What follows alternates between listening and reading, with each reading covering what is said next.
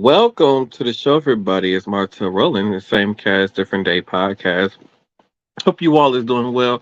I know my face is like it looks so naked because I was using a Manscaped beard trimmer, and I had to set on the wrong setting, so it cut it way too low than what I wanted. But it's fine. How is everybody doing? So thank you all for tuning into this episode. There are a few things to talk about. First of all, hopefully everybody went out and voted today. Um, this election is so important. All eyes were on Wisconsin, where we live at, due to the fact that if Dave or whatever his name is, I can't think of his name, is elected in, he got the power to basically overturn the election and make Donald Trump the president of the United States. So hopefully that doesn't happen. Um, they had abortion on the ballot. I believe I talked about this a few weeks ago. Abortion was on the ballot as a question. Cash bail was a question on there. So basically, if somebody's committed of like a violent crime, they will no longer be able to bail out until they trial. There's a question on there about people who receive like food stamps and things of that nature, part of the SNAP program, where if they are a able-bodied person, that they will be required to go actively look for work in order to receive food stamps. So that was on there also, along with some other stuff. So it is very important that you guys want to vote. Hopefully, you guys went out and voted. One of the reasons why elections are so important. So in Tennessee, there were these legislators who were elected to, represent the people who elected them, the area that elected them. And the Republicans are upset because these were Democrats, and they're trying to set a hearing date. So by the time this episode comes out, it'll be the day of the hearing. For the audio listeners, it'll be the day of the hearing, and basically to vote these people out, which I think is complete bull crap. It's complete bull crap. It's something that shouldn't be happening. They had took away their badge access and everything, so they couldn't get into the Capitol building. All these other kind of things, like so Republicans can't have the way they're trying to find to have their way. And one of the things I also wanted to talk about was the mass shooting that happened in Tennessee, Nashville. Uh, it's sad that happened. It's sad that these kids have to live in fear all the time, that they cannot go to school and feel safe. I mean, it's already bad enough to kids we got to deal with bullying and all that other kind of stuff. But on top of that, you got to worry about going to school to die. So in Nashville, they was asking lawmakers to do gun reform. And the lawmaker over the mass shooting that happened. And the lawmakers basically told them, no, we're not going to do any gun reform. We're not going to pass any laws to make it harder for people to get these assault rifles, army grade rifles, basically. And they said, no, we're not going to make that illegal. And in the time of, I believe this whole, what was it? The whole time that this whole mass shooting thing was happening, which is like 14 or 15 minutes or so, 152 shots were fired. 152. So that is a lot.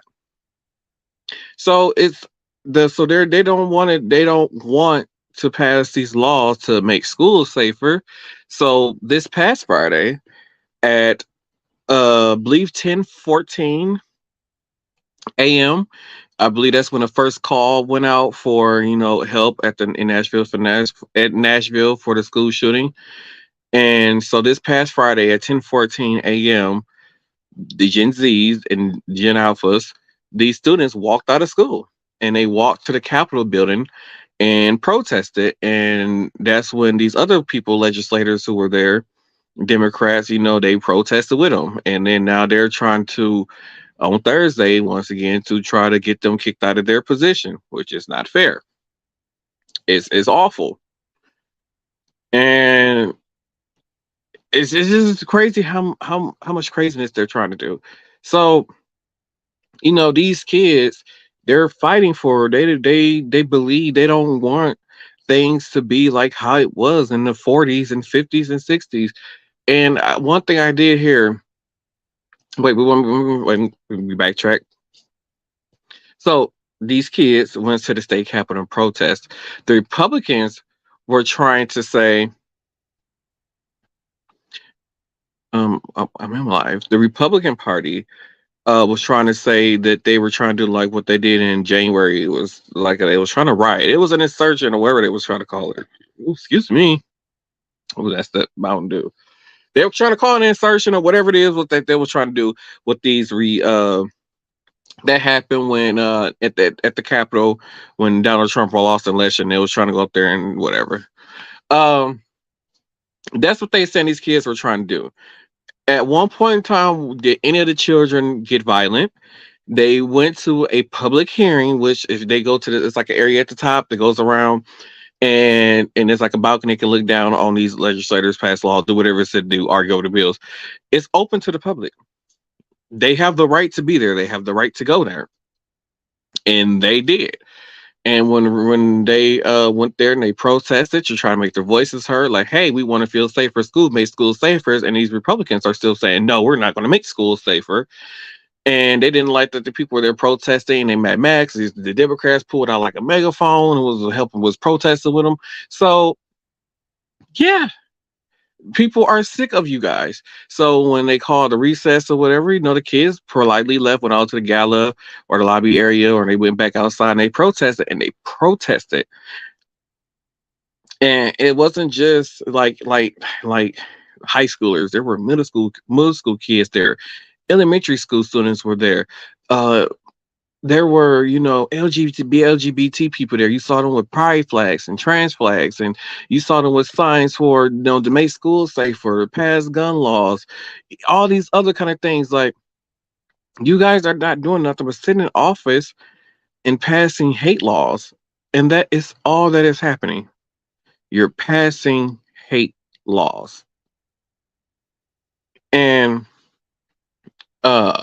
somebody has. I was online and I heard somebody ask. They kept on saying "Make America Great Again." It's like Trump's slogan, "Make America Great Again." And they had said, "When has America ever been great for Black people? Tell me when America's ever been have been great for Black people." Because if I'm not mistaken, between the 1900s and I say 1900, we were slaves up until like what 1860 something, and we'll still some of us even know they were freed slaves until years later. And what 19 probably about I say about what the 1890s is when y'all recognize Black men, because Black women or even white women still wasn't recognized as people, it seemed like to me. And from 1900s to 1950 in the South, you guys was just walking around hanging Black people because they whistled at a white woman or was attracted to a white woman, or y'all feel like, or y'all had segregation, like y'all segregated yourself from a segregation, which didn't end until like what the 1960s, and which then you guys was just had the Ku Klux Klan. You're running around, you were hanging Black people left and right. And then came the 70s, which I felt like was when drugs were introduced into the communities, where the crack cocaine and all that kind of stuff was introduced. I mean, some people who lived through the 70s would say, for Black people, it was a good time for them, but that's because they were all on drugs. And then there came the 80s. I don't know, it's like things took a turn in the 80s. I'm trying to think, because it was the crack epidemic in the 80s. Yes, it was crack. It was crack and AIDS epidemic in the 80s, which eradicated the homosexual community, the LGBTQ community in the 80s.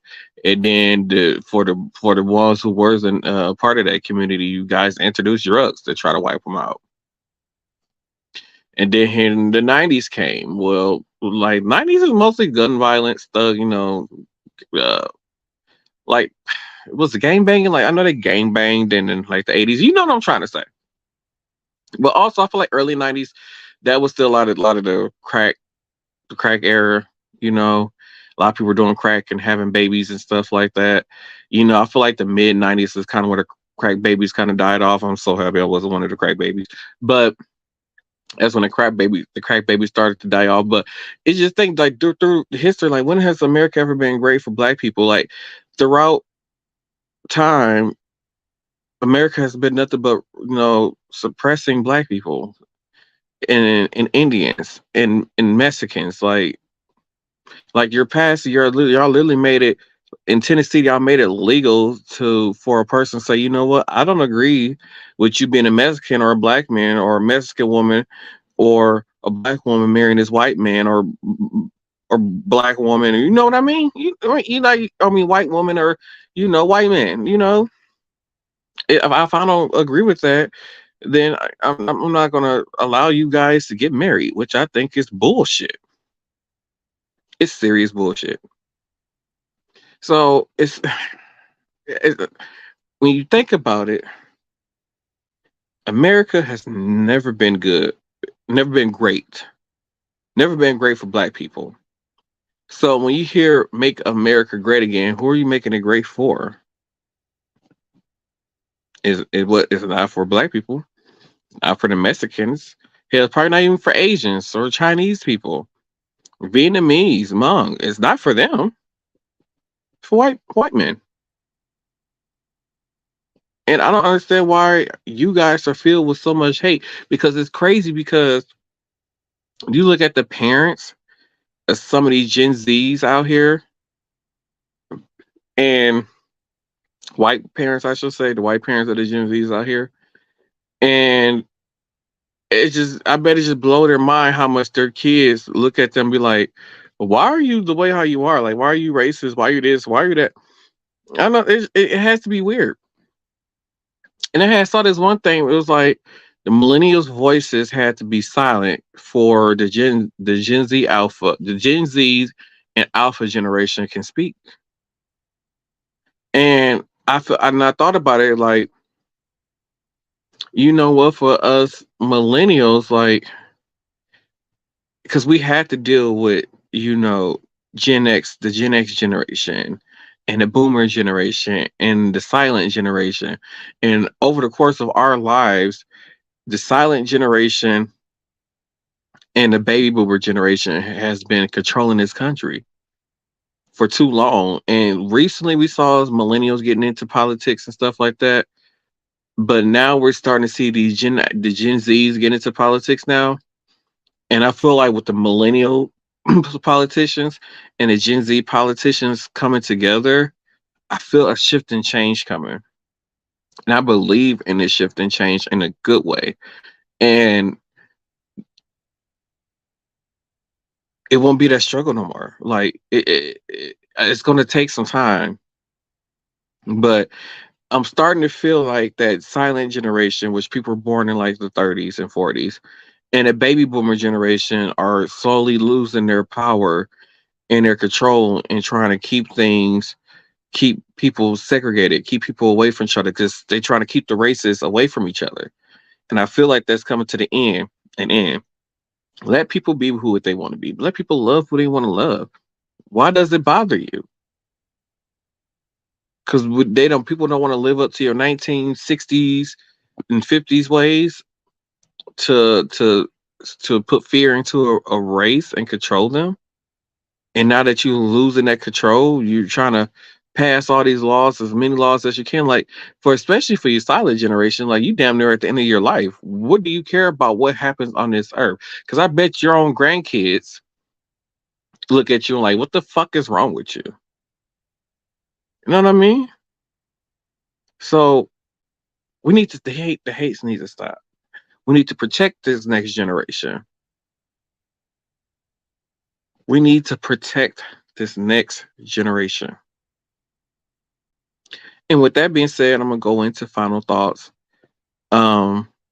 Like I said, my final thought is we need to protect this generation. We need to stand up for each other.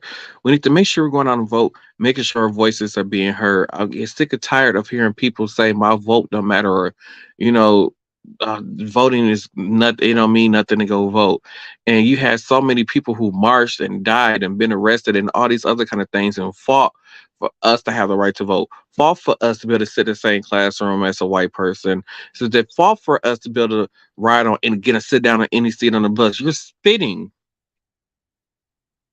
on the legacy that they made, or the legacy they built, the struggles that they went through, the harsh times they went through. Some of them died for you to better have them rights, and you don't want to do something that simply go vote. Get it together.